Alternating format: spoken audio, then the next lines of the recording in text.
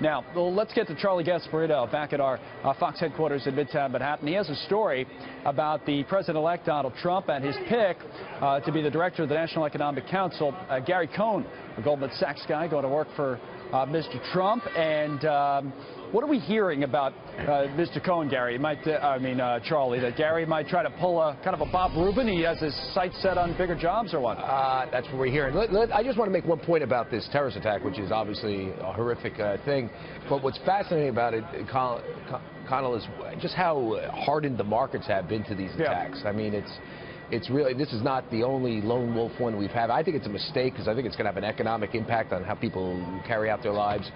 But it's pretty amazing that the markets, don't seem to care. And like I said, years ago they would, right? And now lately, it's not as and much. I think they will in the future. But anyway, let's get back to this. Gary Cohn is Trump's choice to head the NEC, the National Economic Council.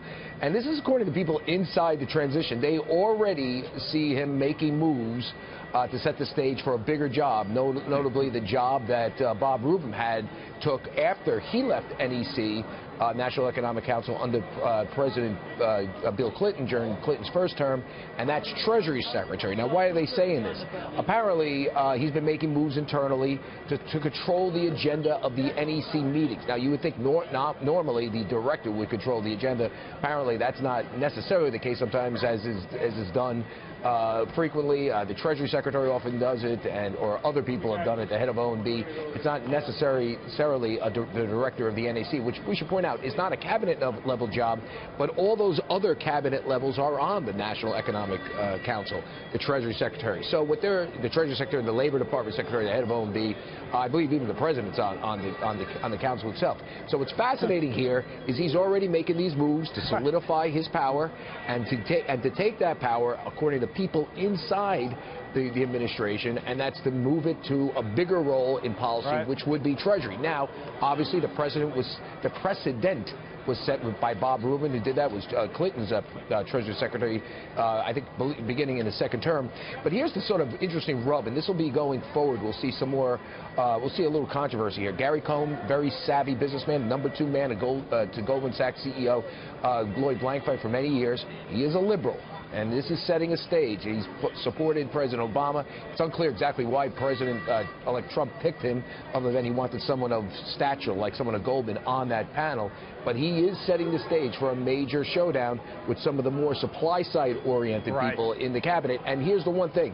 If, as some people expect, free market economist, commentator Larry Kudlow becomes head of the Council of Economic Advisors, yet another economic council that has the presence here in the administration. So you could see a fight. Let me just make this point. You could see a fight between Kudlow and Cohn, and that would be very interesting. Cohn, I don't know if you know this, but you say he's a liberal guy. I know he's supposedly a registered Democrat. On economic issues, or more just on social? No, on economic issues. He's always listen. What's odd about him in the Trump world is he's what's known as a globalist. He goes to Davos. No, I know. He believes in free trade. He also believes in the infrastructure, which is something he might agree with President-elect Trump on. Spending on infrastructure, a Keynesian, so to speak, to spend to get the economy going. But also, was very much supportive of everything that President Obama ran on in his first 4 years. Higher taxes, you name it, bigger government.